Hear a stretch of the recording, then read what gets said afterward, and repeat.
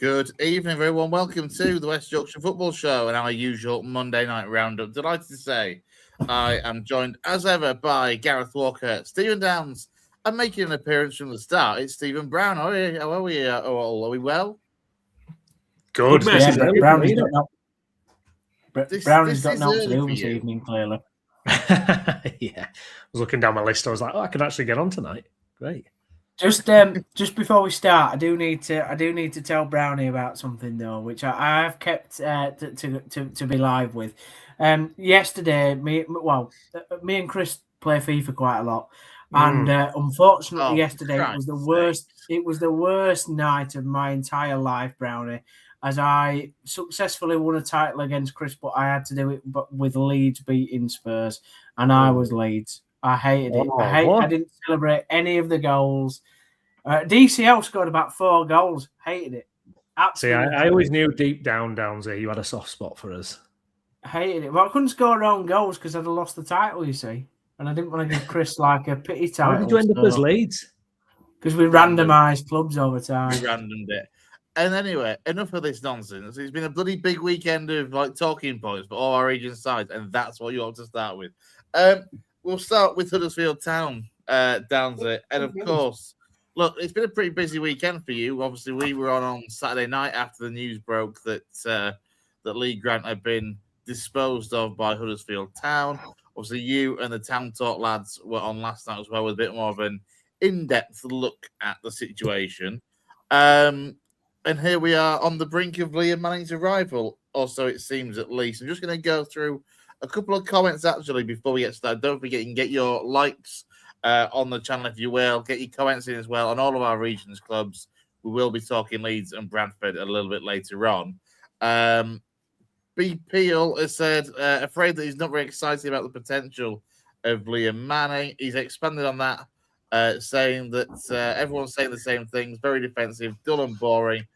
Football with sideways and backwards passing. Sounds like the club is making the same mistakes again. When will the club lines learn what the fans want to see? He won't last, and we'll just be in the same position when we realise it isn't working. Captain Cisco says it looks like Liam Manning for Town. Absolutely, it does. Let's just have a quick look at what's worth reading because Ben's been commenting, and you can't always show what Ben puts.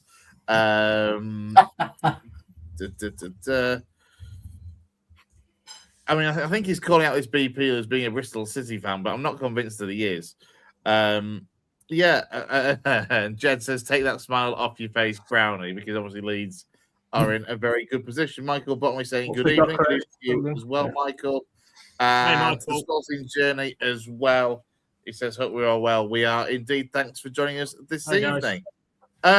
So, yeah, let's just kind of see where we are, because actually one of the points that BPO 1992 makes about the style of football is something that I'm guessing you went nuts with AI again, Downsy, because I found one of your graphics looking into the deep dive on Liam Manning.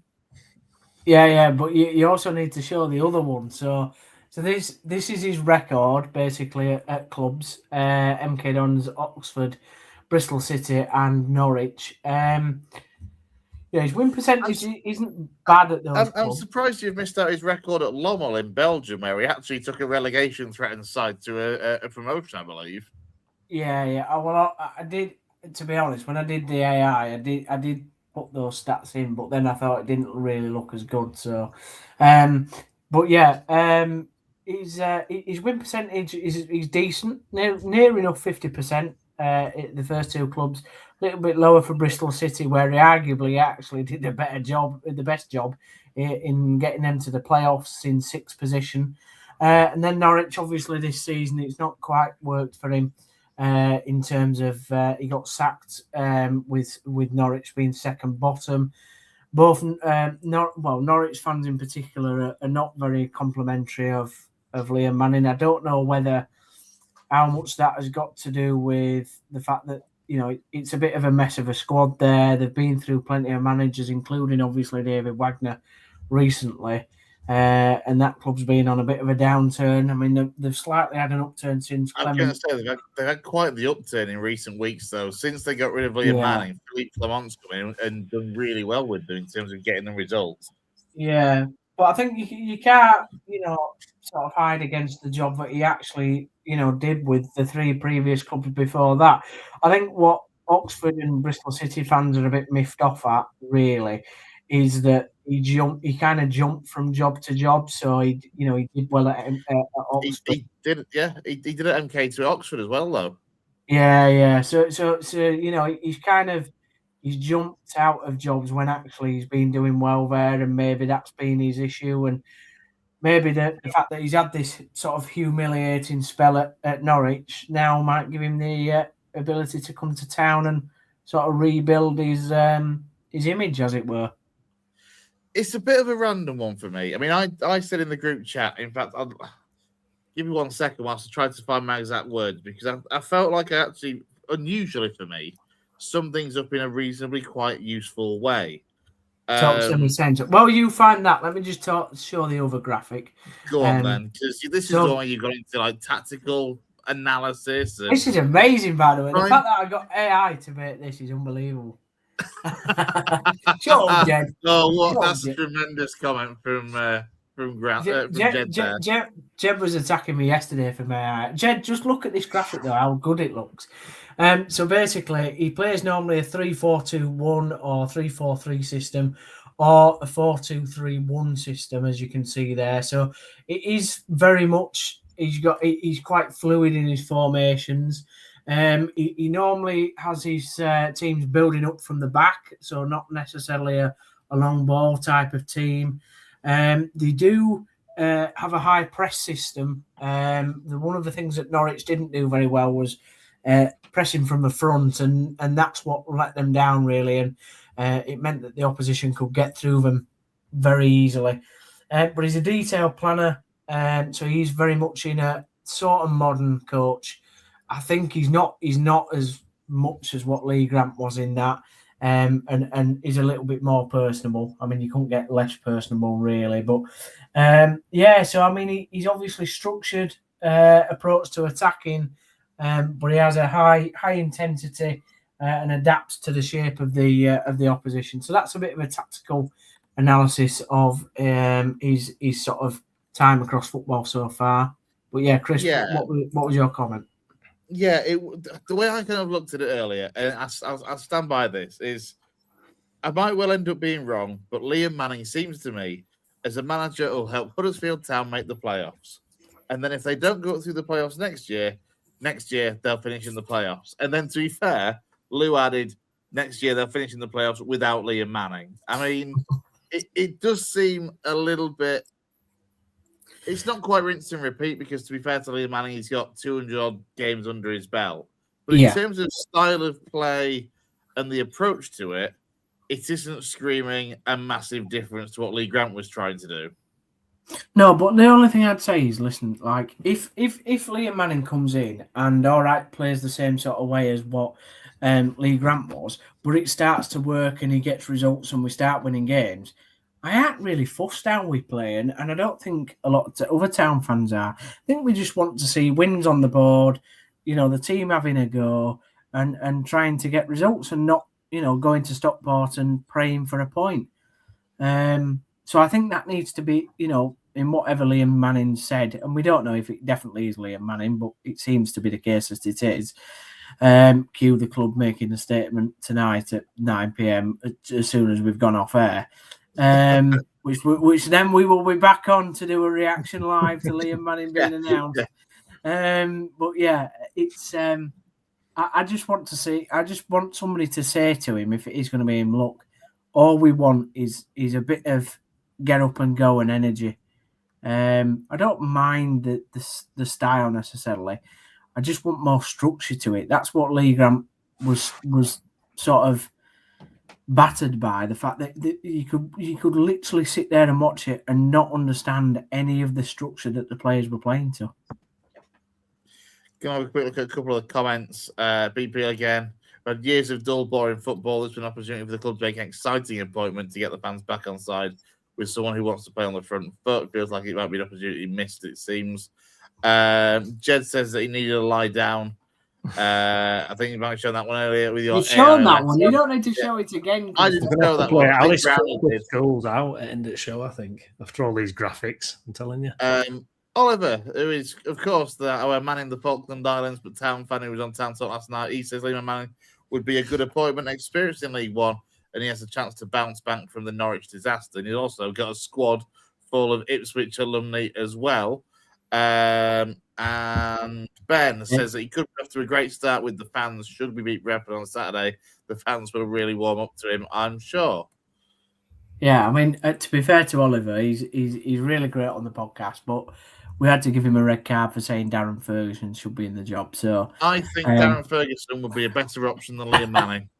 Well, thanks, Oliver, for tuning in again. I'm sorry, I'm with him on that. I absolutely am. He's got a track record that Liam Manning doesn't have at promotions. No, but also Darren Ferguson has had teams that have finished 18th in League One. Liam Manning hasn't. So, yeah. Listen, we don't know if it is Liam Manning. We're all presuming it is. I'm very. Am I excited? No. I'm more excited than when we appointed Darren Moore. Put it that way. I think he could come here and do all right. Is he such a get off your seat manager? No. But like you just said, Chris, he's got 270 games under his belt or whatever the graphic 200 games, including long ones. It's a lot of games to experience that, isn't it? Pretty much everything that can happen in football has probably happened within them 200 games. So you would like to think he's sort of seen everything. You've just said he might do all right. All right is where you're already at. Like, you're already doing all right by seeing sixth in the playoffs with what was allegedly a shit show under Lee Grant. So, if Lee Grant was doing all right by keeping you in the playoff places, surely the only thing that Liam Manning has to bring is actually a bloody improvement and not just be all right. He has to be the man to get you up, surely. Otherwise, as you mentioned earlier, 12 months from now, you'll be sat in the same position anyway because people will be bored of Liam Manning ball and out he goes. No. You're totally correct. Absolutely correct. I'll flip that up. I know you, Bo, and you'll play forever in the WhatsApp chat. But what I would say is that he's not the worst appointment we could get, and I think you did say that as well in the WhatsApp group a couple of days ago. Let's be fair. So he's not the worst. I think he could come in and do a decent job. He's got the same pressure that Lee Grant had under him. I think he comes with more experience, maybe more of a structure, sort of a more of idea of tactically how to make substitutions within games. And that is all going to be better for us going forward than that. We couldn't have carried on with Grant. We lost 3-1 to Burton in what was an absolutely atrocious performance. I mean, literally the third goal goes in and he might as well just walk down the tunnel when. He knew after the game he was going. So just all very interesting that the fact that the club haven't come out and said anything about an interim manager. I mean, the latest obviously is that Lee Grant's coaching staff has gone. Bridge Wilkinson, Matt Bridge Wilkinson, Paul McShane, and the other lad called Robinson that I can't remember. Yeah, so they've all gone. Which we expected. The goalkeeping coach has survived. So yeah, you would expect whoever is the new manager now to bring his own staff in. I'm absolutely gutted. We haven't gone out, spent $1 million and got Skabala from Lincoln, but there we are. I mean, Ben is back to being whatever Ben's on. He says Liam Manning is hands down the best manager in League One. He bloody isn't. He says, he said this about Lee Grant, but he's serious this time. Serious or not, he isn't. Jed says the players, Chris, they have to take some responsibility. Well, I said this to you actually on Saturday after the departure of Lee Grant. It's just how much responsibility does that squad actually have to take for the situation. And I noticed that Ryan Ledson, who I know you've not been a particularly big fan of, despite the fact that he's been wearing the captain's armband for the season, I noticed that he came out with something in, I can't remember whether it was the press or through Got the to club. BBC Radio Leeds after the game. Yeah, well, I think basically, but I think it's been something since though, since Grant's gone, basically apologising and basically saying what a sack of crap they've been. Yeah, but he's the captain, and that's the first time really he's done it. I know he came out. I think he came out after the Bradford game and maybe one other game, but you know we've hardly heard our captain speak. Hoggy didn't do a lot of interviews, but what Hoggy showed was the fact that he led on the field by, trying to be a good example. Ledson's just nothing. You might as well have Brownie in midfield. That's no disrespect to Brownie, but you might as well, with his tackling ability. I think, it's very frustrating when you get a player that you think is going to be as quality as what Ryan Ledson is coming down to League One, and then shows absolutely nothing. Bit like Marcus Arnott. The only thing I'd say about Marcus Arnott is he has improved slightly as the season's gone on. But yeah, the players do have to take responsibility. Absolutely. I agree with that comment. It's not just about the manager, but ultimately it's the manager that leads the team onto the field of play and tries to put them into some structure and tactics that will go out and beat an opposition. And Lee Grant fell well short of that. Another comment from Jed that I kind of want to pick up on. Kevin Nagel, of course, is set to be over in town this week. It'd be interesting, I guess, for Kevin to be over just at the same time as you'll get to meet Liam Manning potentially for the first time, potentially not. What likelihood if Liam Manning's announced and appointed before Kevin's arrival, that on that first meeting he's saying, right, open the checkbook for some summer arrivals of his own with a fortnight left of the window? The way it's going, I'm like I said, I'm shocked that the club hasn't announced an interim manager, because we're sat here on Monday going into Tuesday and we don't know. So I would have thought Worthy and Hoggy would be taking the lads today, but unless they've had a day off and they've just said, it's all right, just crack on lads in the gym, who knows? But with no Tuesday game, it wouldn't surprise me if they've had Sunday, Monday off and back in on Tuesday. Yeah, but you would like to think with the derby coming up, the fact that you got beat 3-0 in previously this season in a game which was, apart from the first 15 minutes, an abysmal performance, you'd like to think that the players would show a bit of pride and go, do you know what, we're not going to have a day off, we're going to get in the gym, we're going to work really hard. So, and that's down to personal pride, that's not down to needing a manager. So you'd like to hope that that's happened. But yeah, whether he's appointed before the game, I would think, I can see it being done this week. I'd be absolutely shocked if we get to Bradford and he's not announced. I did find your thing in the WhatsApp chat funny, Gaz, when you went. I can't remember what you exactly said, but so it was something along the lines of course you've sacked him before you play, or just our luck, or something like that. To be honest, mate, I'm absolutely delighted we got rid of him, because you'd have absolutely smashed us about 7-0. So for me, it might only be 5-0 now, which is, something at least.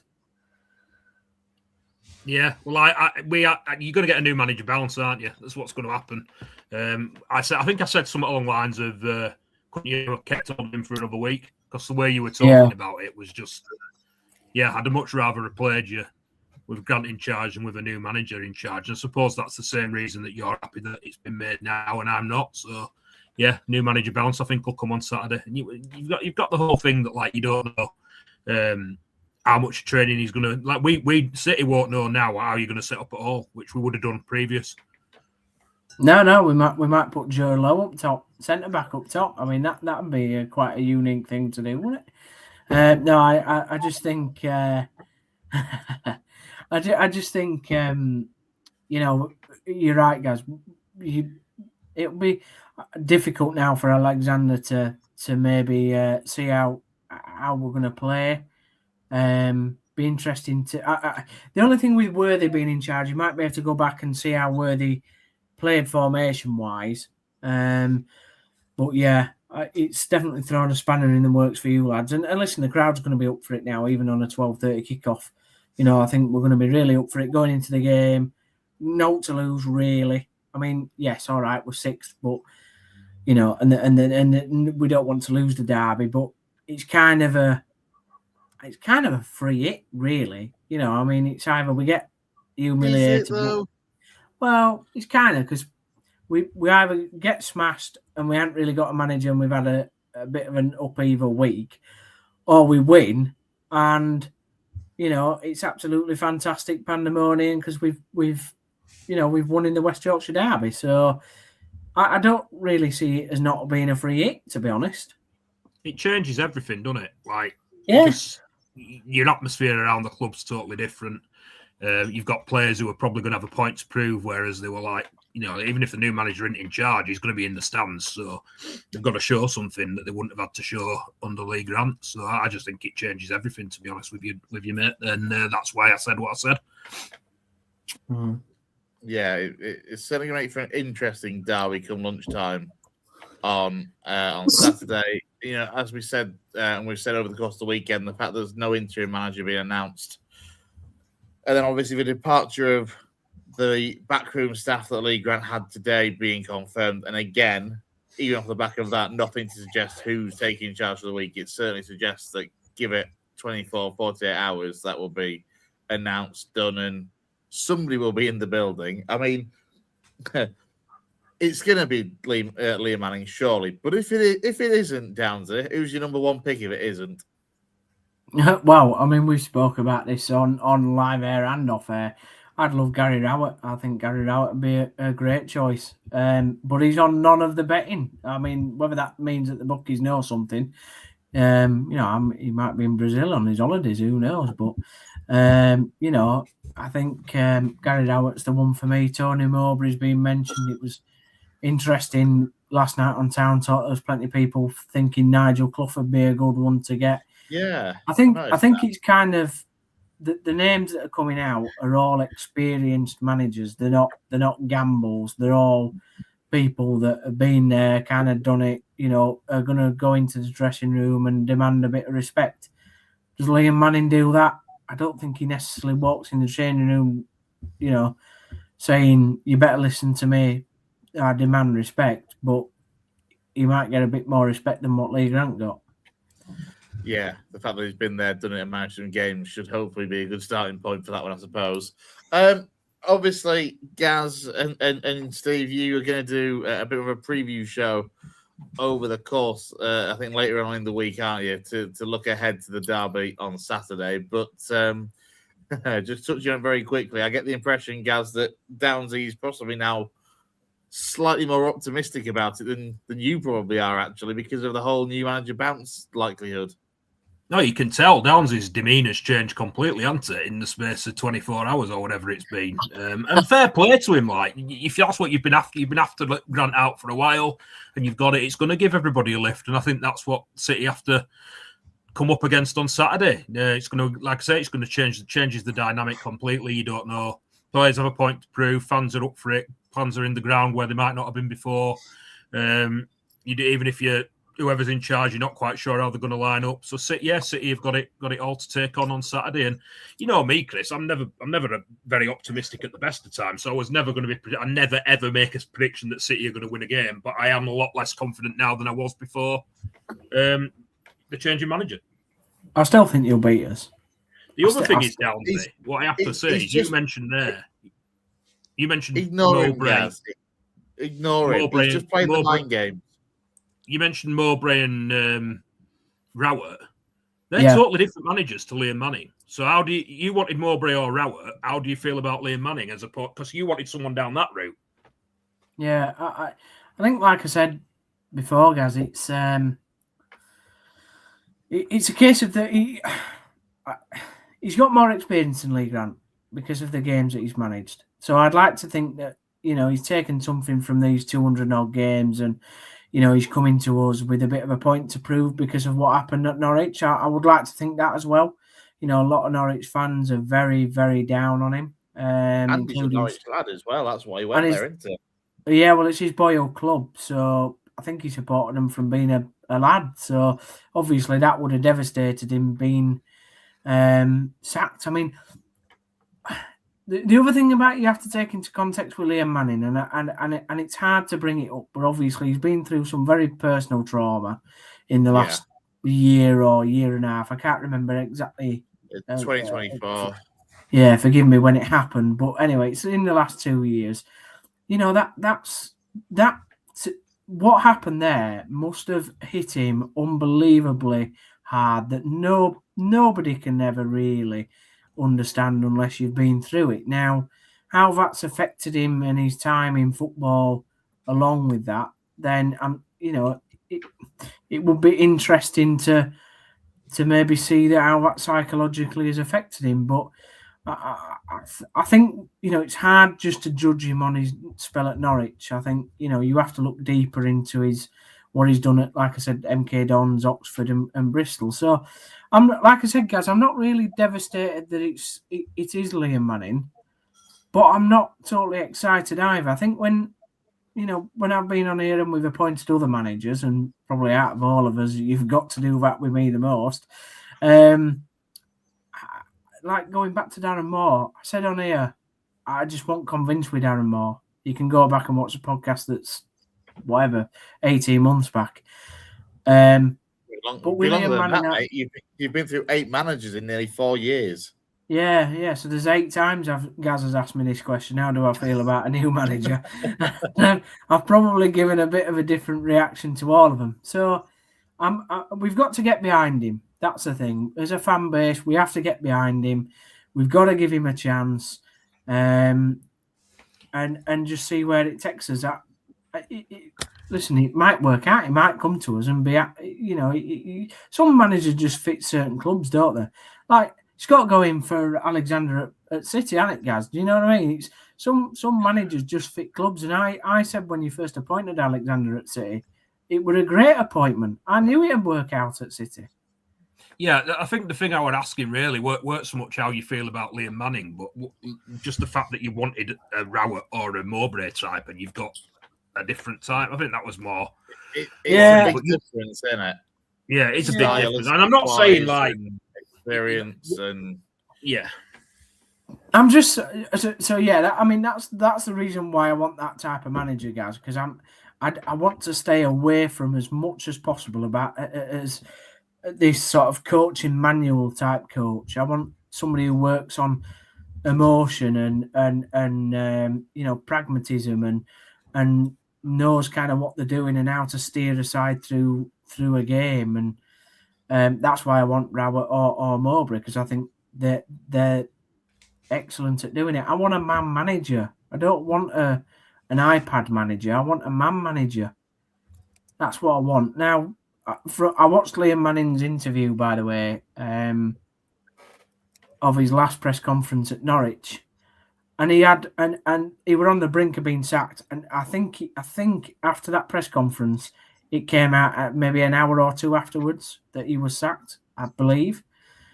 I tell you what, he had more personality in that last press conference at Norwich than what Lee Grant ever did in any of his press conferences at Town. So that will already resonate with the supporters when, depending on what he comes in and he says. So yeah, it's a big difference, guys. I get your question. I think I'm just trying to give Liam Manning some kind of rope, if you know what I mean. Some ability to have, a bit of faith in him. Has he had enough of a break, do you think, Downsy? I don't know, Brownie. You make a great point. Yeah, you honestly make a great point. I'm not sure.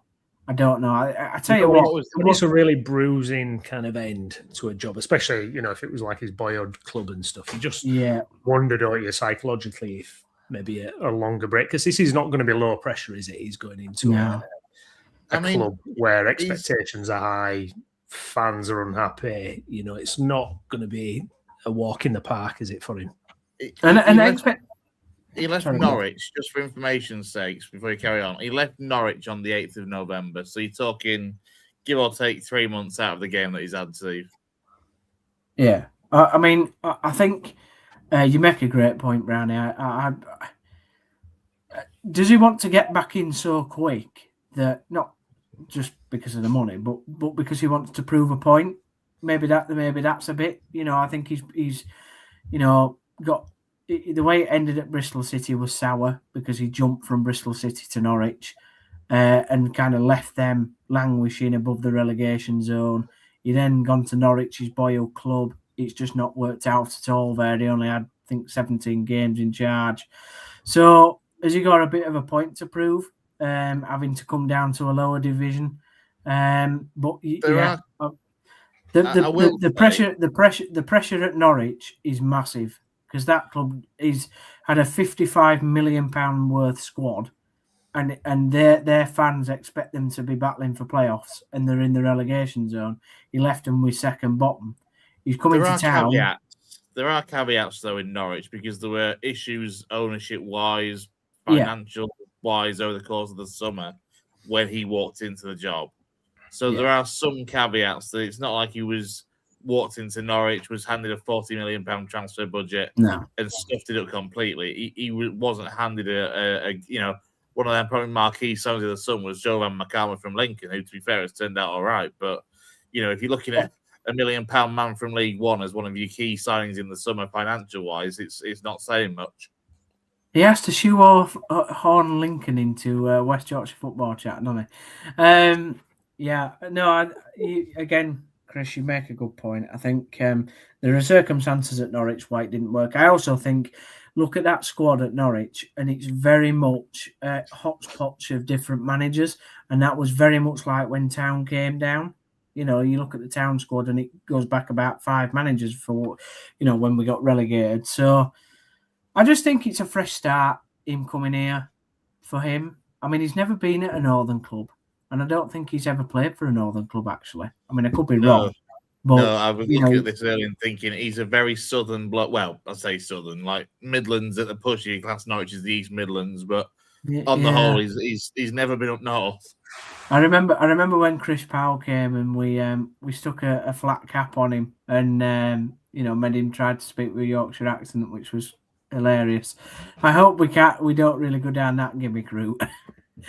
Because that wouldn't be good. I'm looking forward to seeing him come in and trying to do the best he can. Really, we lose our next 3 games. I'd hate to be anyone. If Huddersfield lose the next 3 games, it'd hate to be anyone at Town. Returning to Leeds United entitled fans. That's just Jed stirring the pot from thousands of miles away on the other side of the planet. Nice one, Jed. What I will say about Town, just quickly, is that it's big pressure. Obviously, we say this about managers quite a lot. When they're on an upward trajectory, all's good. And obviously, he was on an upward trajectory before he went to Norwich. Then he's had a bad experience at Norwich. So the Huddersfield job for him personally needs to work, because if he has 2 bad experiences in a row, that's almost like, it's not career over, but you know what I'm saying, don't you? He needs to bounce back in this job from what happened at Norwich from a personal point of view. Next up, Grimsby Town, if this goes wrong. Well, it's true. You start looking at, the likes of Carl Robinson, don't you, and where his career's gone. I mean, I'm not picking on Carl Robinson because he was on the list, but just a comment there about pressure. Yeah, there is pressure. I'm not disagreeing with that. There's massive pressure at Town and expectation, but that was the problem with Lee Grant. He couldn't handle that expectation and pressure. The squad is good enough on paper. I know that there's lots of us on this podcast that have disagreed with me on this, but the squad on paper is good enough to be in that top 3, and it's not. Ben disagrees. He says you've got a squad full of donkeys. Ben, I don't really know what planet Ben's on, bless him. But I mean, we, the squad on paper should be in the top 3, but it isn't, because we've not, we've not, no, sure, Chris, because we've not been, where you should be. We've not been played correctly, tactically or structurally. So maybe the thing is, like we said last week, your pressure comes partly because of all the money you've spent and the money, the riches that you have as a football club, and that piles the pressure on more than it otherwise would. And what's been said, Gaz, that's what we touched on last week, wasn't it? When I said about Kevin coming out and saying top two or nothing. I mean, it's stuff like that. Adds even more pressure, doesn't it? And that in conjunction with spending all the money, those two things. You're right. So I did find it interesting last week when you said that you could see parallels, to kind of what I was saying. I mean, it's it's interesting. I know then that you did agree with what Chris said about you being 18th in League Two, but we were, and we didn't have the money that Town have. We've never had that money. That makes it worse. But in terms of the progression of the downward spiral and the toxicity, it's very similar. It was very similar to City. Yeah. Speaking of the big money, we can't kind of move away from Huddersfield before we kind of touch on the fact that obviously a couple of players in and a big money arrival out. And obviously the irony as well that Joe Taylor is buggered off out on loan to Wigan Athletic the day before the man that he'd reportedly fallen out with, Lee Grant, was then sacked. Let's be fair, any manager that would have been taking this job would have wanted Joe Taylor to be in and around that squad, but the timing of some things in football is utterly priceless. So, talking through Taylor's departure, and obviously the players that have come in so far, Ballymumba last week as well, which looked like Nagel clearly backing Lee Grant. Yep. The decisions are backwards. Grant should have gone on January the 1st. Taylor should have never been loaned out. Dion Charles should be sold. And I mean, I don't mind the signing. I don't mind the signing of Ballymumba, to be fair, but it was brought. I mean, interestingly enough, if it is Liam Manning, he's kind of a Liam Manning signing anyway, in a sense, because of where he plays. He fit in the system, so it's not particularly an absolutely woeful buy, because obviously he will be worth hopefully more in the future anyway. Only 24 from Plymouth. Didn't do a lot on Saturday, not going to lie, but then again, nobody really did. So I'm not going to hold that against him.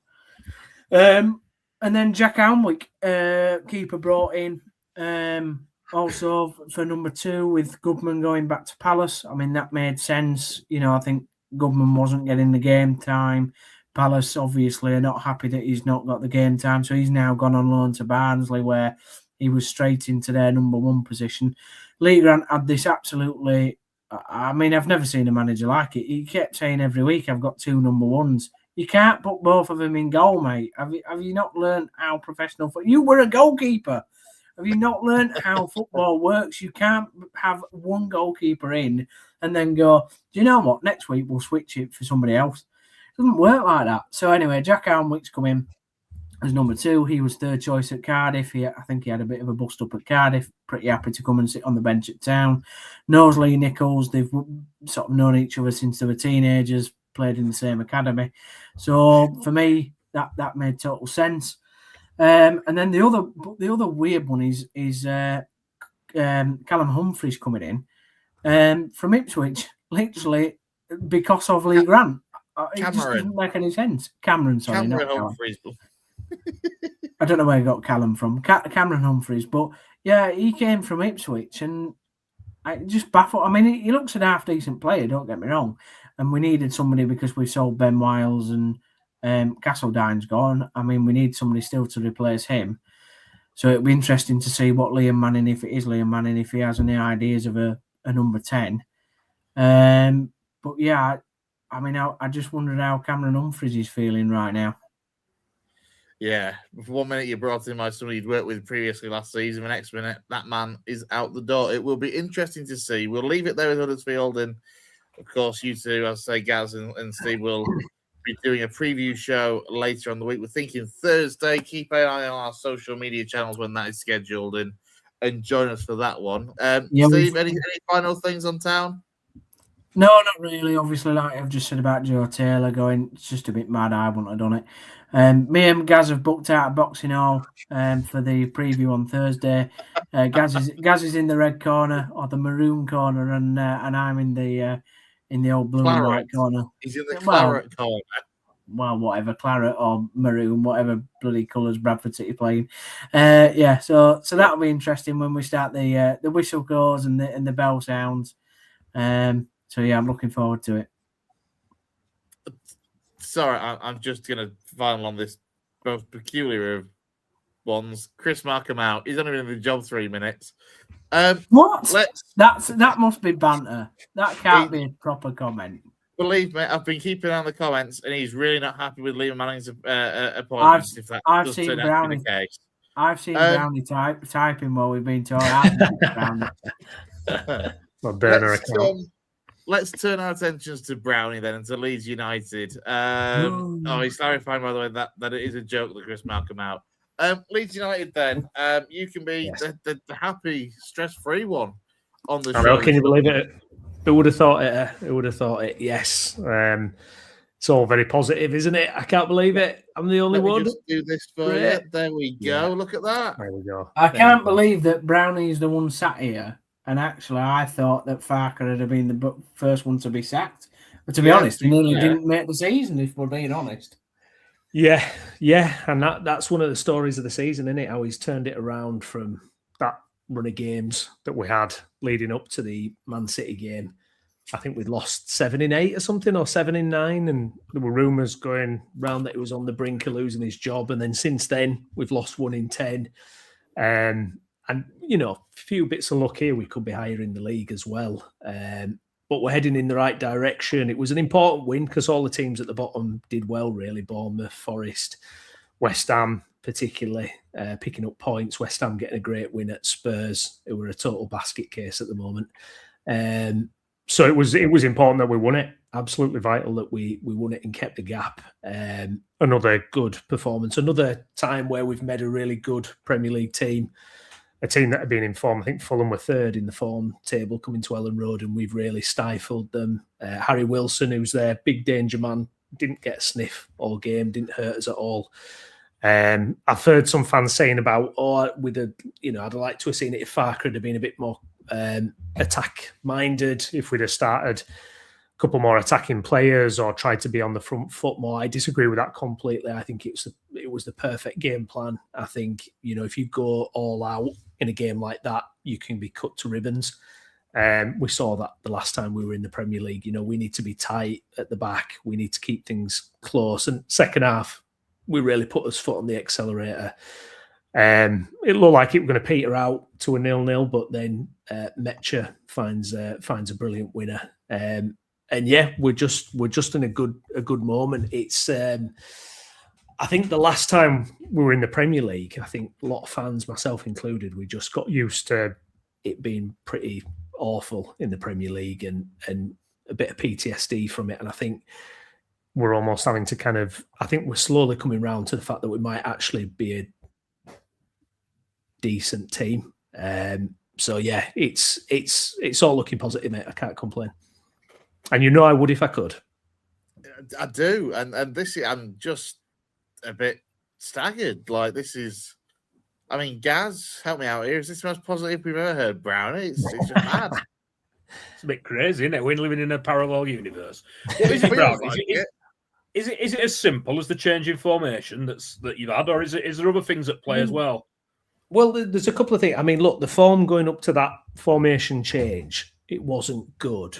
But I think if you look at those games, and me and Jay bang this drum a lot, there was still a lot of really competitive performances in that. So against Aston Villa, which was kind of the nadir of it, nadir of the run, we just looked kind of like we couldn't get a point at that time. And we still put in a good performance against Villa, but we just weren't getting any rewards. Nothing was falling for us. Man City were getting, humped. It's 2-0 at half time. It could have been 4.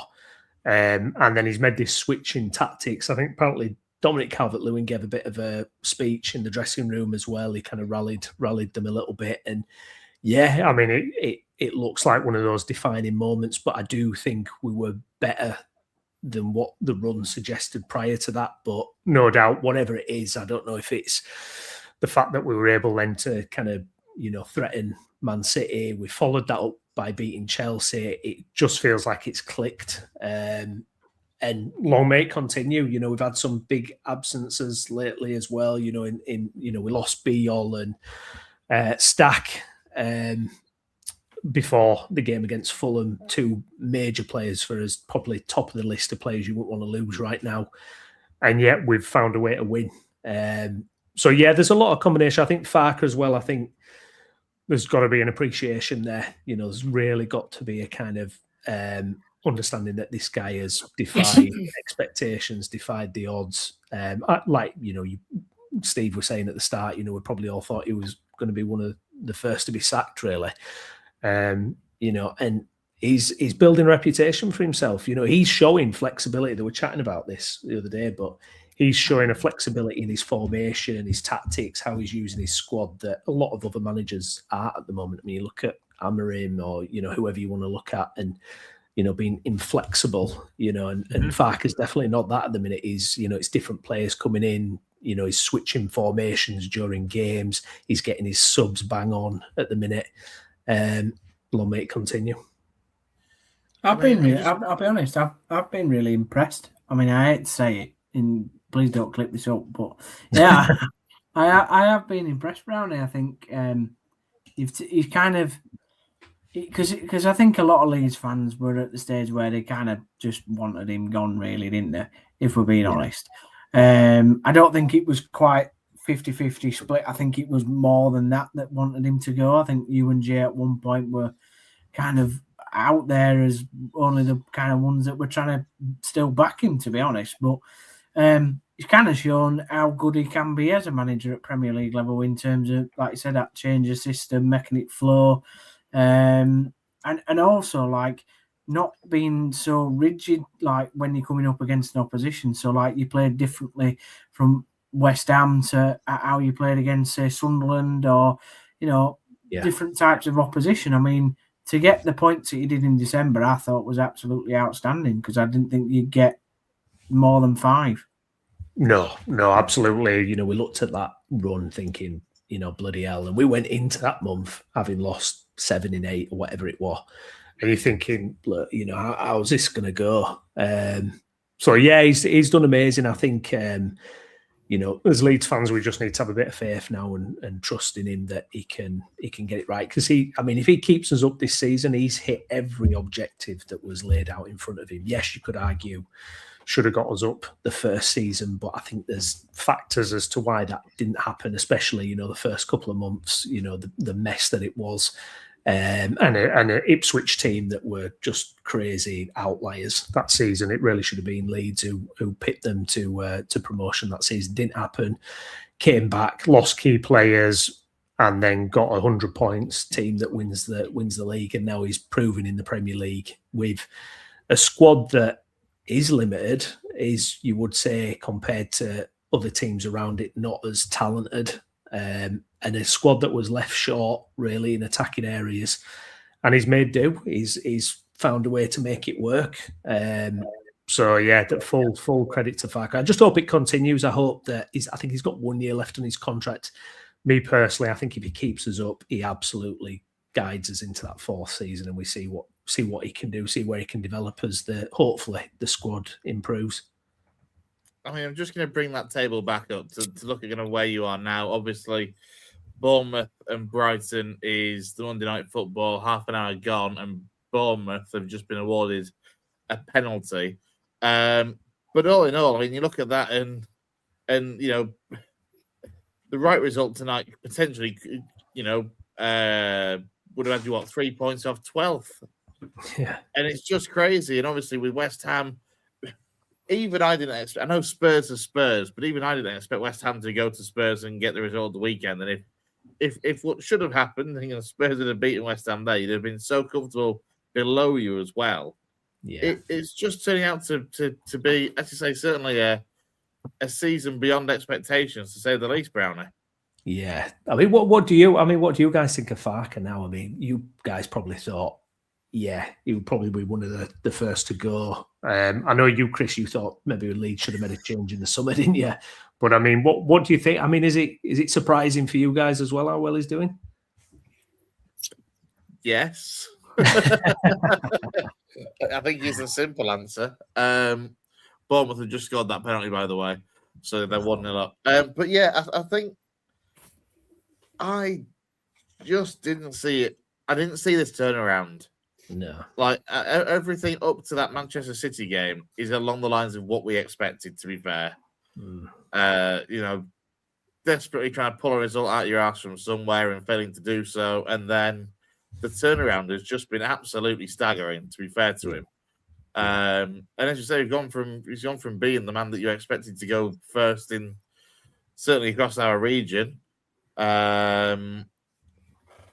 to being the man that looks the least likely to arguably the least likely to be sacked at the moment, because I think this window is going to be key though. Yeah, well, the thing is, we've already made moves. I mean, if he gets the backing and can get some bodies in, yeah. Sorry, mate. Yeah, no, exactly. I think if more bodies come in there, the top half's your oyster, isn't it? If you can get the right bodies in, maybe. Possibly. I mean, Buonanotte coming in, it just happened out of thin air. There'd not been many rumours about it, and then all of a sudden we'd done his deal, which I think gives us something completely new in the final third. Really exciting player. Obviously, Strand Larsen, that's the big rumour at the minute. Ambitious, really ambitious. I know he's not had a great season, but I think, Wolves have obviously been a basket case this year, and I think that's taken most of us by surprise because, the PSR stuff, how can we do that one? It's strange because I know it's changing to squad cost ratio, isn't it? So I don't know if that's kind of loosened the purse strings a little bit or what. We are, I mean, there's no doubt you are handicapped a little bit when you come up from the Championship in terms of your finances, but that's one of the reasons why the 49ers got involved with Leeds is because of the revenue that the club generates. It can be a little bit of a level playing field. It can we can hopefully jump up, and overtake your Bournemouths and Crystal Palaces and that kind of thing because of our income, because of our revenues. It's just getting through this initial couple of years in the Premier League where you're vulnerable to going straight back down. If we can get through that, keep building. And listen, it helps when you sign 2 strikers on a free that have bagged you 14 goals. I mean, stuff like that is just phenomenal, And lots of doubts about him, wasn't there, in our group? But he looked not from me. The only doubts about Calvert-Lewin came from down here. Gaz, 100%. Gaz was no. To be fair to Downsy, listen, everyone was going to be scratching their head a little bit and going, look, this could go either way. Look, Calvert-Lewin could have been injured first game at season, out for 6 months, and no impact. So it was a huge risk, but medical team have backed themselves. They've got him fit and firing. He's playing every game. He's scoring goals. And Mecha as well. Mecha was, that was a bit of an eyebrow raiser at the time. You thought, well, what's this guy going to do? He's been injured for 4 seasons. He's scored about 3 goals in 4 years. You think, what's that about? But these people know what they're doing sometimes, don't they? The medical team didn't back themselves. They just, when they signed him permanently, all got in a line and prayed to God that he wasn't going to get injured. That's what's happened. And suddenly the big man upstairs has decided to go, do you know what? We'll let Calvert off for a bit. His form's been unbelievable. To be fair to Calvert-Lewin, he's deserved some bloody luck fitness-wise because he sure as hell hasn't had it for the last 3 years at Everton. I know. It would have been nice if it happened. That's the at thing Everton, with him, isn't it? Leeds. You managed to keep him fit. That's been the big thing with Calvert-Lewin. I think he's always been a decent player. It's been a matter of keeping him fit, and you've managed to do that, which has been huge for you.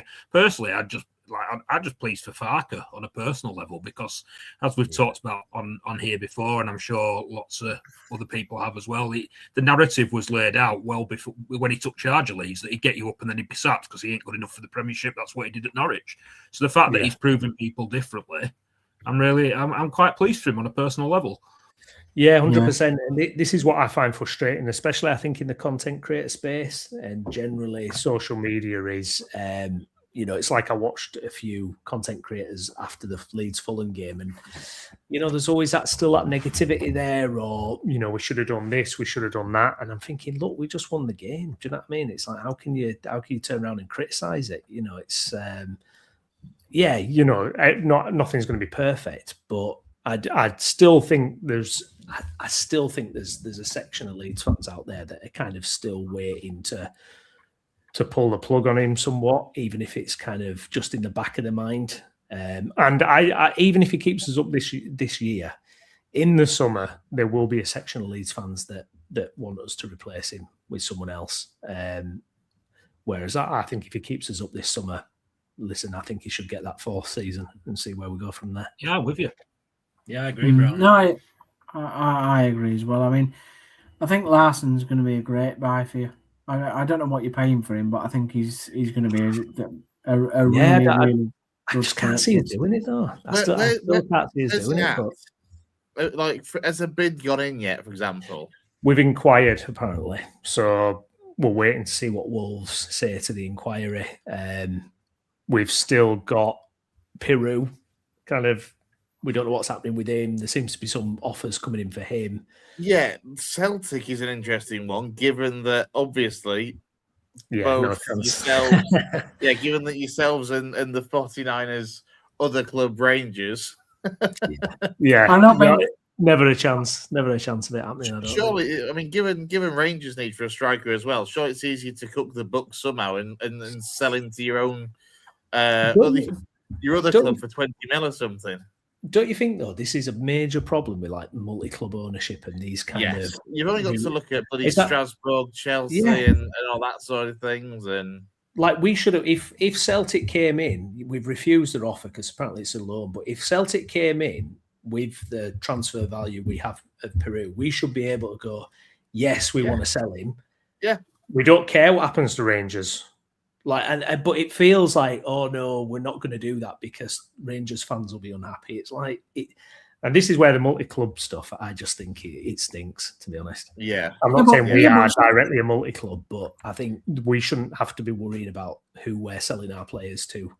If we've got, someone comes in with a value for them, we should be able to sell them, and because it benefits us. But realistically, right? Surely, if you, I don't know what you've slapped on Peru, but maybe if you say right, you want something daft like 28 million, and Celtic go, yeah, we'll pony up 28 million. Surely Rangers fans will go, Leeds have had your pants down, with 28 million because you're not going to score yet, No, but I think you're playing down that hatred a bit there. That that Rangers fans couldn't give a monkeys what Leeds get out of it. Rangers fans would just not want anything to benefit Celtic.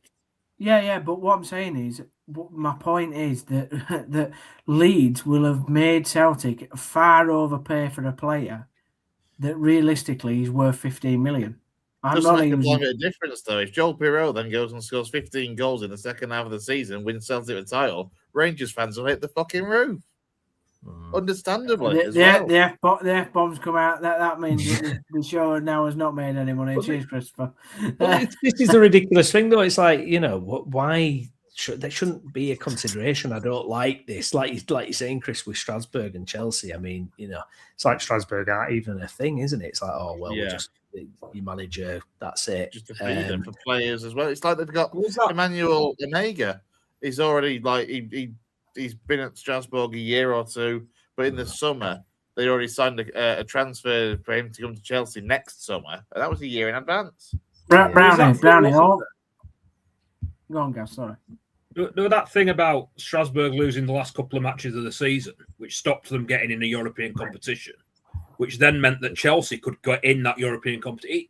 It's dodgy. It is murky as anything. It really this multi-club ownership. Strasbourg losing games so that bloody Chelsea can get in the European competition. It's murky. It's murky. That's not proven. It's not provable though. That is it. It's not provable. You can't prove. I mean, I hate talking about I think it's a really interesting subject What unfortunately though is it does play into Brownie's conspiracy theories that everything's against Leeds United. So it's true. we are not suggesting that actually happened. It is just a conspiracy theory that is going around, that is alleged by people. Gaz has brought out guys online, not by me. Don't come after us. We can't afford legal fees. This is all. We don't make any money out of this. Gaz has just remembered the lawyer term of allegedly. That is a great. Whoever put that in the English dictionary is a legend. Allegedly. Really. Allegedly. Not the word you're talking about, nothing. Yeah, allegedly. Yeah. Just to go through a couple of the comments. There's a couple, to be fair, that aren't necessarily Leeds related, but I'm going to bring them up anyway. Jonathan Monaco is a Swansea fan. What an uplift it must be for Huddersfield getting an actual manager, but will it be too little too late? Depends what too little too late is. They don't need the playoffs. Ben says Leeds stay up this season, probably a blessing in disguise, to be fair. If they can hold out until the stadium's complete and then go down, all the empty seats will look beautiful. Respond to that one, Dan, Brownie. Leeds staying up this season is probably a blessing in disguise, to be honest. If they can hold out the stage, can't they? Oh, yeah, very good, Ben. Very good. Arthur, where are you? Can you get a reply in, please? Sebastian says the only frustration with Barker is that he should have shown his adaptability from the beginning of the season. Certainly, for sure, after the Arsenal match where it all went wrong, it did. Sorry, he's not a Swansea fan. I've got that horribly wrong. Jonathan's a Cardiff fan. Wow. Yeah. Sorry, Jonathan. He says, as a Cardiff fan, it would make us struggle if Celtic ripped Swansea off for Adam Ider and replaced him with the Swansea idol, Joel Pirro. Jonathan, if you have a complaint, please send it to postbox SW, whatever the Swansea postcode is. So, Brownie, on the ins then, obviously you've been quiet about Larson. Who's the lad from Werder Bremen? Is it Schmid?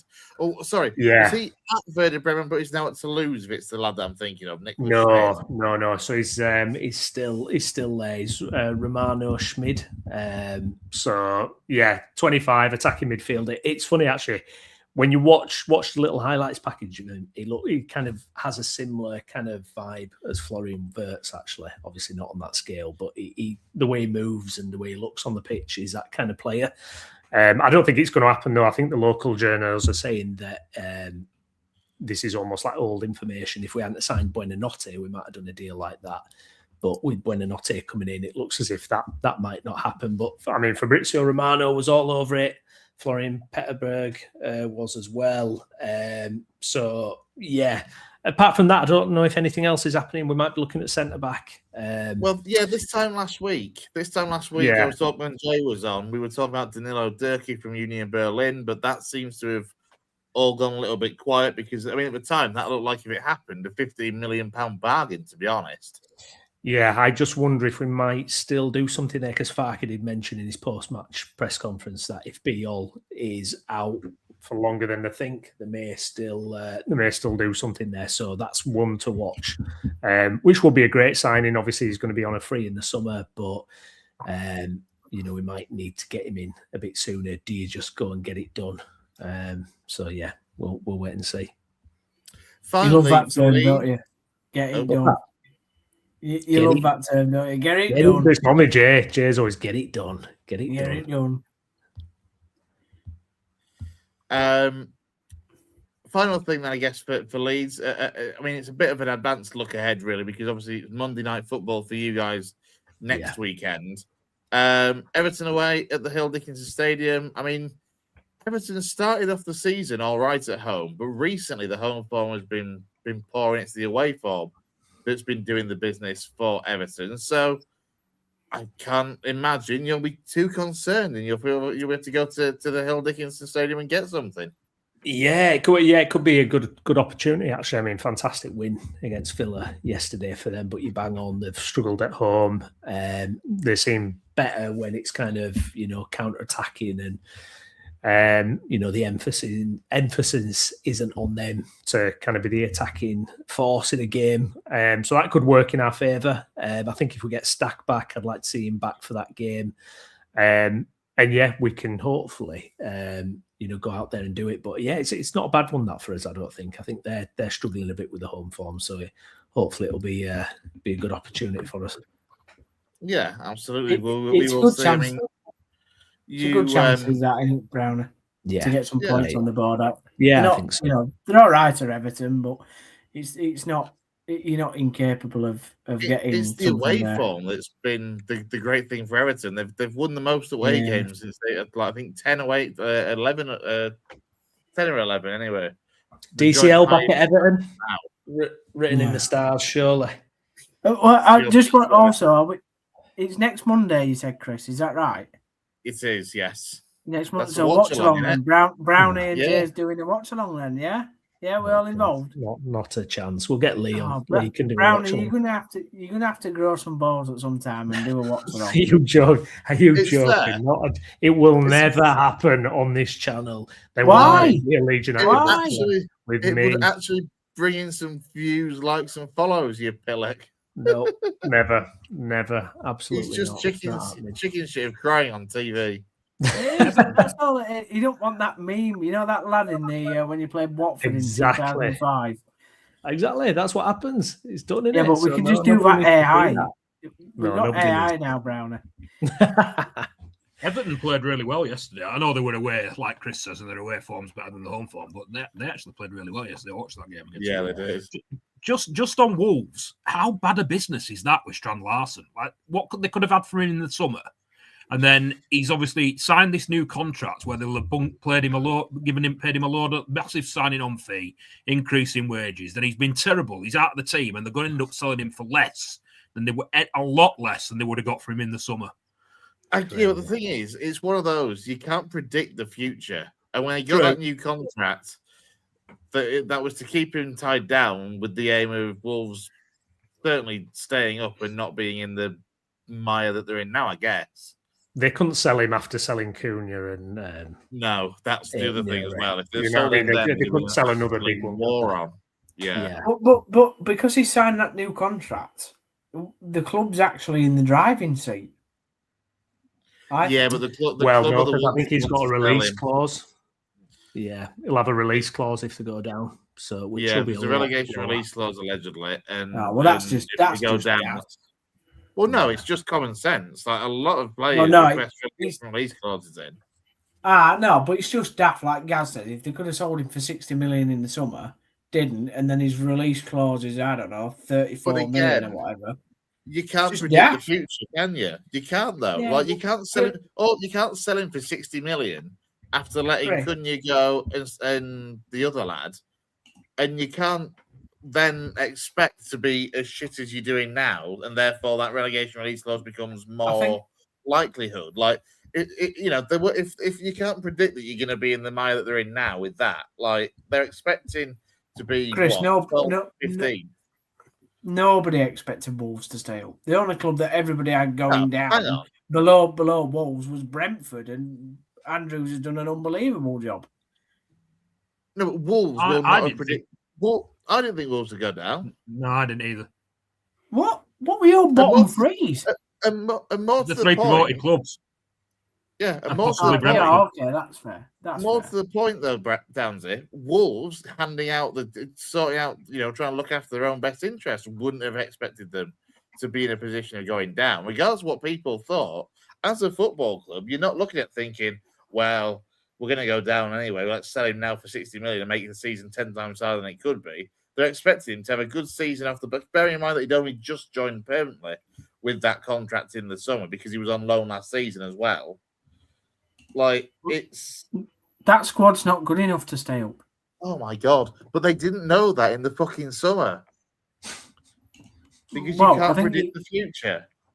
Like, that squad isn't as bad. Whilst that squad, in your opinion, isn't good enough to keep them up, that squad also is better than it's showing on the points board and the return this season. It is. There's no way that squad is one of the worst in Premier League history by a long way. I didn't say that. No, but I am though. Like that it's the worst. Is nowhere near as bad as it's performing. It's the worst in the league this season, though. I would say it's the worst squad in the league. Yeah. I don't think it is. I really don't. We'll move on from this because we're digressing. I know Gaz wants to get off soon and we need to talk. Bradford City. It's not me. Gaz. It's Brownie who wants to get off tonight, I think. Gaz has got hours. I won't say that. Let's turn our attention then to Bradford City. Gaz, you've got 30 we seconds. knew going into the weekend it was going to be a big ask for a start and a tough ask to get a result against Cardiff, top of the league as they are. Just didn't come through in the end. And I mean, I watched the first 15 minutes or so whilst I was travelling up to the northeast at the weekend, and I actually thought Bradford started the game pretty brightly until that hammer blow of a Cardiff goal went in. Yeah, we did. I thought first 10 minutes we looked good. We looked energetic, front foot with the press. And we were a little bit, I wouldn't say we were optimistic, but we were conscious of the fact that we'd beaten them at their place earlier in the season. And they were one of the sides that like to play out from the back, one of the sides that we've done well against this season. We want to play possession-based football, and our pressers work well against them. Those sides, it worked well against them earlier in the season, and other teams that have played that way. And we started the game really well. And then, after about 10 minutes, Cardiff got a foothold in the game. And I will be honest with you, Chris, for a 15, 20-minute period, they just played us off the park. We couldn't get near them. They were outstanding with Cardiff for that 15, 20-minute period up till probably about half an hour into the game. 20 minutes, 10 minutes to half an hour. Yeah, they were the best side I've seen this season by a long way in that period of time, and they got both goals in that period of time. And and in a way, I was worried at that point when it went 2-0. I thought they could have given us a right hiding because they were fantastic. So like I said, got both goals in that period of time. One's a great strike from the edge of the box from the lad Turnbull. The other one is it's a well-worked corner, because I actually turned to my dad and said to him when they scored after a short corner, I said, that's how you work a short corner, because we do a lot of short corners and they never seem to work. And they were 2-0. They'd go on and give us a bit of a hiding. But we managed to get a bit of a foothold back in the game after that. The last sort of 10 minutes of the first half, we settled down. Like I said, got a bit of a foothold. Now, whether that's because they eased off because they got the 2-goal lead, could well be. But for the rest of the game, the last 10 minutes of the first half and the second half, we played reasonably well. I thought we did all right. We scored a goal that got us back in it at 2-1. Graham Alexander said afterwards that he thought when we got that goal back to make it 2-1 that we could go on and possibly even win the game, never mind draw it. Whether that was ever possible, I don't know. We never really tested the keeper too much. They saw it out, and probably we didn't quite do enough to get something from the game. But other than that 10, 15-minute spell where they played us completely off the park, it was a very good game, a very even game. You know what? I'm just looking at the match statistics for it, and contrary to kind of how we obviously perceive Bradford's style under Alexander, and certainly how I see kind of Brian Barry Murphy's style at Cardiff as being obviously one to be possession-based. In terms of the actual passing stats for the game, Bradford had more passes, had greater passing accuracy, and both sides played the same number of what they class as long balls over the duration of the match, which is certainly not what I expected when we kind of, how we perceive the two sides going into it. That's too much data for me, Chris. I honestly don't get my head. We need one of Downs' AI graphics. That's what we need. Yeah, I just commented on it how I see it. City are traditionally more of a long ball team than Cardiff. Cardiff are a possession-based side. It's the fact that you've dazzled me with stats, Chris, because they are stats that I cannot explain. Guys, just take inspiration from the AI image. That's all I'm going to say. I watched the game, guys. I watched it all. I think you're doing yourself a disservice, really, in the second half. I thought you were the better team. I thought you should have gone on and definitely equalised. I thought you deserved an equaliser, to be absolutely honest. I mean, I was sort of commenting in the WhatsApp group while the game was going on, and I said that I think you would have been sat in the ground disappointed with the second goal, guys. I don't know what how you see it now that you've seen it back, but defensively, I think, you'd be disappointed there, wouldn't you? Yeah, it's sloppy, isn't it? It's sloppy marking from a corner. the lad's got across his man, and it's a good finish. I mean, it's a nice little flick across the goal into the corner, but it's sloppy marking from a City point of view. But we were rattled at that point. We were very, very much rattled at that point. They were all over us. They steamrolled. I thought they were going to steamroller us, like I say, because for that 10, 15 minutes, we just couldn't get near, popping it off all around us. The press wasn't working at all. Alexander said afterwards that he thought that some individuals sort of came off. I can't remember how he worded it, but he was basically saying that the way that City press is very, very planned out, and it says we press as a team, and when one person goes, it goes one way. It causes a player to do what it's like a knock-on effect. One player knocks on effect for another player to do things, and it's to try and force the opposition side into corners or down certain alleys. And he says some individuals came off that and started doing their own thing, and that basically knackered it up for the next man. And he said for that 10, 15 minutes, that's what happened. And Cardiff, like I said, we couldn't get near them. And it took us 10, 15 minutes to settle down. But that could partly be because, like I said, they eased off having gone 2-0 up. But yeah, I think you've got a point, Downsy. I think second half we probably were the better side. But whether how far that was for us, how much that was down to us recovering, how much that was them to obviously having the foot off the gas, I don't know. We had a couple of chances, couple of scrambles in the box without really forcing the keeper to make a save, couple of penalty shouts. Some people thought the Sarcevic one in the first half was a pen. I didn't think it really was. I thought the more likely one was the Metcalf one in the second half, where I think he got clipped. But I am at the other end of the ground, and Metcalf didn't go down, and I think it's one of them where you shouldn't have to go down, but if you do go down, you've more of a chance of getting a pen, which is why people dive, and that's disappointing. I think if he'd have gone down, he could have had a pen. And then obviously there was the breakaway from Cardiff later on where the lad White, who we've got on loan from Newcastle, his first minimal input into the game was to hack the Cardiff player, or pull the Cardiff player back as he was surging into our half of the field. But yeah, he had to make it though. Yeah, he did, because Cardiff had a 3-on-2. So he had to make it. But it was a good game. I thought it was a good game. And we didn't. It's no disgrace losing to a side that are top of the league and have just come down from the Championship, with the difference in where we've come from last season, coming up from League Two. Did you think Sorry, Chris. Just get to Jonathan, the Cardiff Cardiff fans says both games are pretty even. He says that City were more clinical at Cardiff's ground, and Cardiff were probably more clinical at by playing naturally, in the grand scheme of things, rather than drawing both games. You'd probably go out better off, obviously, with a win apiece out of those two games. Yeah, I think that's really fair from Jonathan. I think that's a good way of putting it. And like you said, Chris, you said 3 instead of a point each. We've got 2 points. We've got 3 each, which can only be good in the grand scheme of things. Yeah, we do press from the front. So if that's what they started, that's why the long balls came, because they were trying to avoid the press. Then that's understandable. But it was nice to see a couple of the new lads make the debuts. Harrison Ashby looked quite decent. He came on for Nerfville at right wing back, and he looked pretty good, to be fair. It was a shame that he looked like he picked up an injury towards the end of the game. He was down holding his knee when the final whistle went, actually. So we've not heard anything about that. It'd be disappointing if he is injured, because he looked good in that sort of 20 minutes that he came on.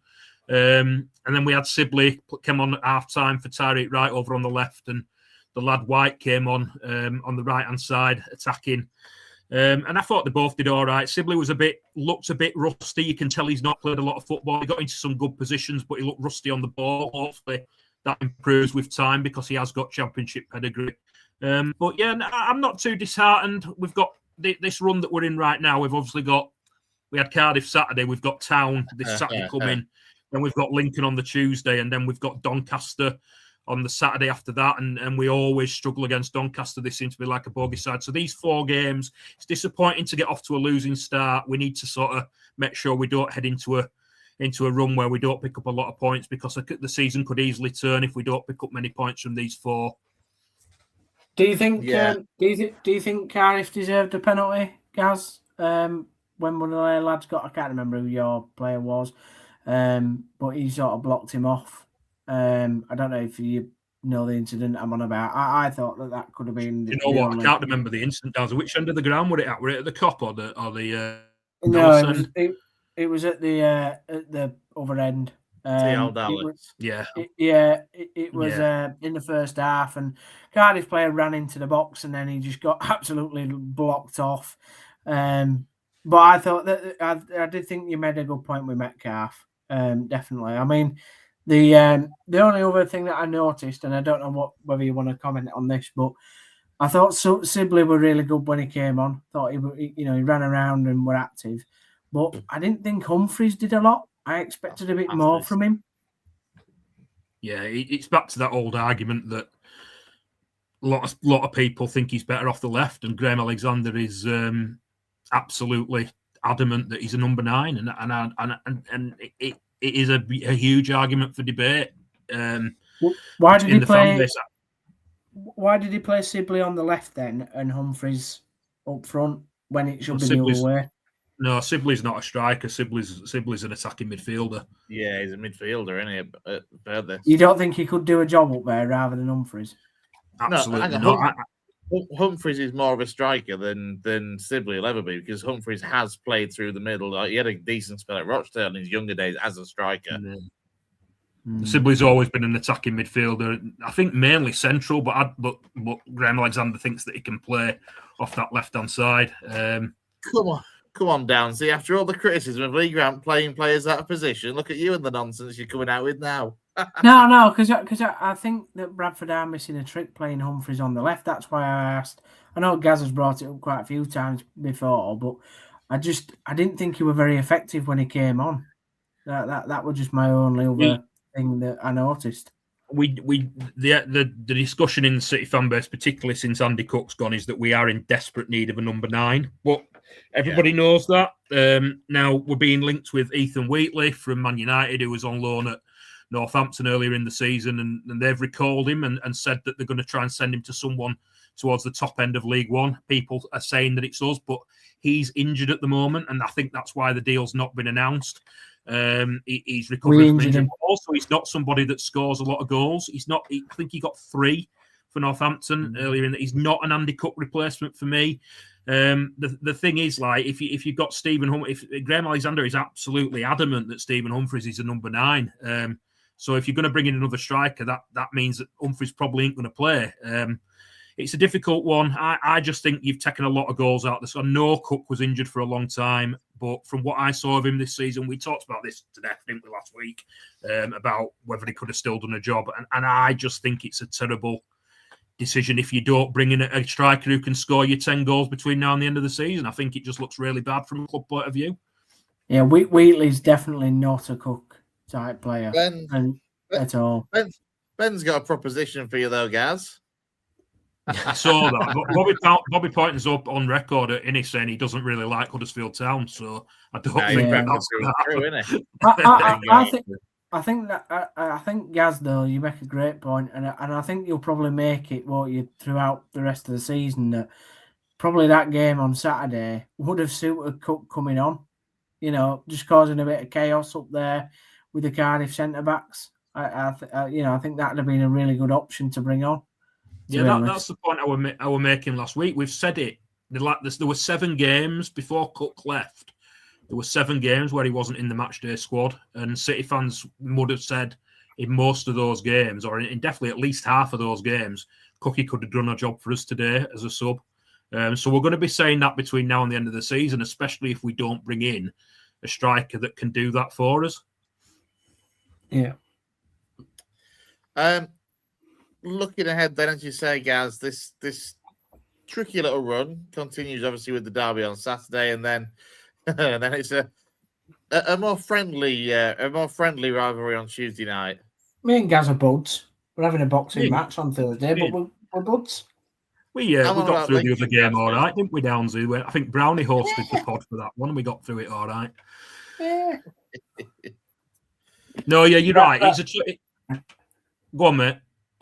Brown is a calm referee. That's why it was all right.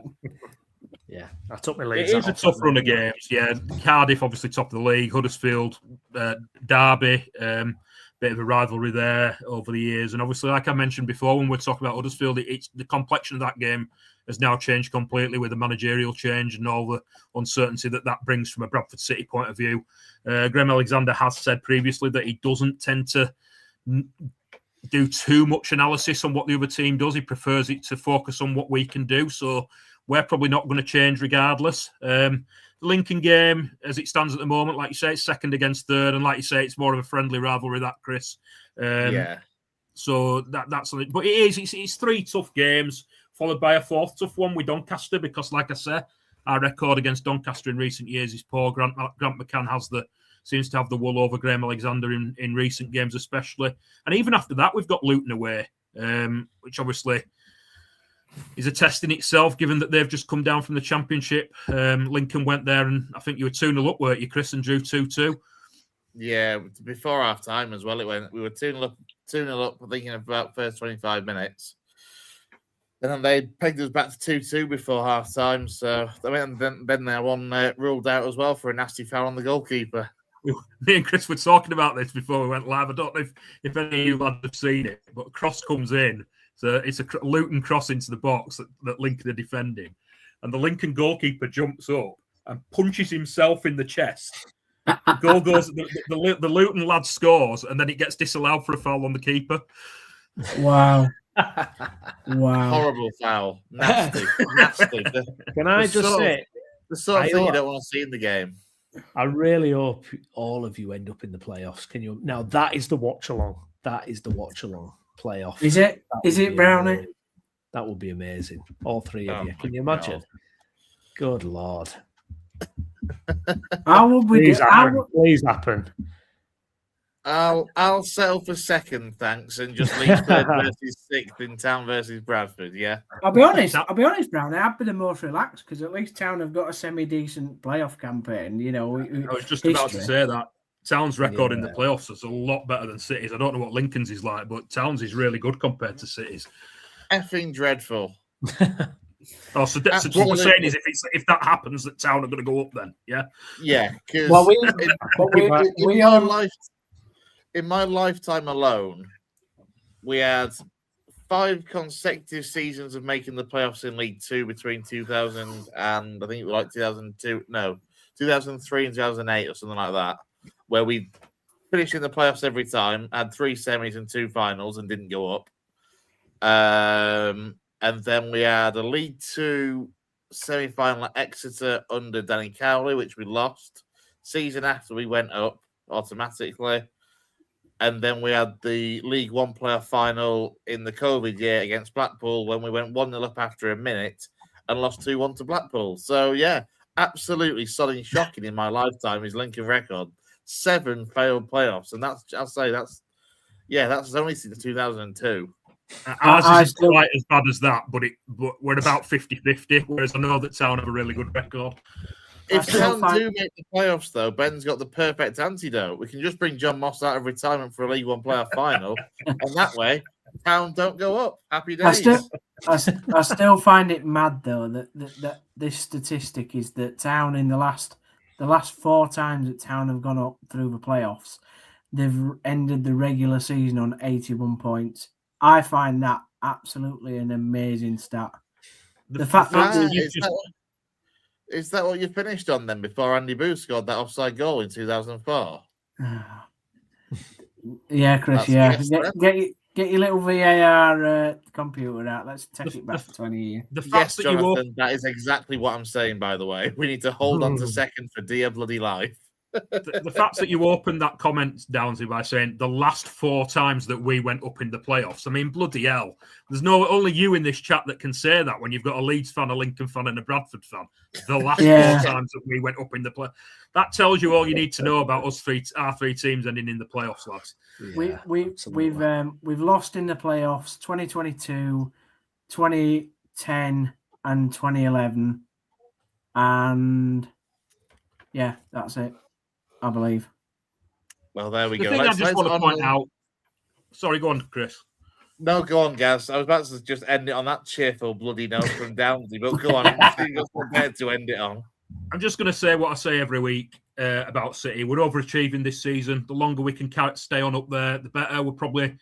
There's a few sides doing all right that you might not expect to be doing as well as they are. Lincoln and City. City are probably the biggest surprise of the lot. And if we have got some tough games coming up over the next 4 or 5, including Saturday. And if we don't pick up many points, City fans just need to remember where we were 18 months ago and how far we've come. So we hit a sticky run. Let's not get too downhearted about it. Hopefully we don't, but let's see what happens. James is well confident then, isn't he? Come on, James. We've got Liam Manning coming in. Of course, we're getting the playoffs. That's Huddersfield fan James as well. He says that we won't make the playoffs. Come on, James. Look, it would be utterly amazing. And look, I think we'd all be trying to get for press passes if it was a Bradford Huddersfield Town final at Wembley. That would be epic, and we are worthy of a press pass. Just putting that out there right now. I think we'd go if it was a Town Lincoln or a Bradford Lincoln, wouldn't we? Or I think we'd go anyway. I don't want to comprehend playoffs. Okay, we're gonna get second. I'm blanking it out. We've got a new striker today. We've got a new striker coming. It's fine. You've got money now as well, Chris. You're in money bags now, aren't you? Yeah, money bags, Lincoln. 100%. You just haven't spent any of it yet. We might have. To be fair, we've had some money for a while. We just spend it frugally. We don't just spunk it all over the place like Huddersfield. Richer than Town now, guys. You know, Lincoln, big city Lincoln. You know, we're coming after Leeds next. I don't know what Nagel's net worth is, but this lad at Lincoln, I think it was $1.95 billion or something like that. Wow. Nagel's supposed to be $2 billion, apparently. Oh, pretty close. I mean, what's $500 million between friends? Yeah, but nobody actually knows his actual true net worth. I don't think you ever know with these kind of people what the true net. I know what our net worth is on here, and it's more than about. Yeah. Right. On that note, we'll wrap. We will wrap it up there. Big thank you to everyone that has got into it. We have loads of engagement over the course of the evening. If you've joined us late, you can go back and watch it from the start on YouTube. We have had a good, long, in-depth discussion about all things Huddersfield Town.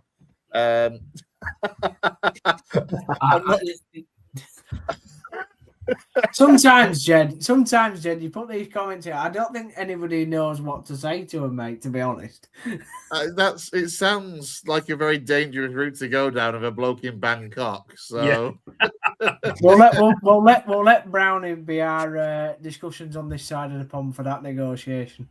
I'll pull a few strings, mate. I'll pull a few strings. What hamstring? Just be careful what strings you're pulling in Bangkok. Yeah. And on that note, we are wrapping it up there. Thanks, as I say, to everyone that's been in touch and commented over the course of the show. Do like the video for us, subscribe to the channel, and check out our social media as well over the course to see what's coming up. As I say, we think on Thursday evening it'll be Gaz versus Downsy in a Huddersfield Bradford preview. And Brownie, I'm sure you and Jay will have some Leeds United content as well. Yes. Later in the week. Thursday or Friday morning. Yeah, say again. Thursday or Friday morning. There we go. So there'll be some. And I know Brownie always finishes the show when you're going through what's coming up. He always mentions that my reviews and little videos are always up on YouTube and on TikTok too. And they're doing well. They're doing well on the old TikTok. If you're down with TikTok the kids superstar, Gaz. There you go with the youth. He's down with the kids, isn't he? Down with the kids. He's old Gareth. Don't know what I'm doing. Enjoy the rest of your evening, whatever you get up to, and we'll see you soon here on the West Junction Football Show. Take care. On the toffees.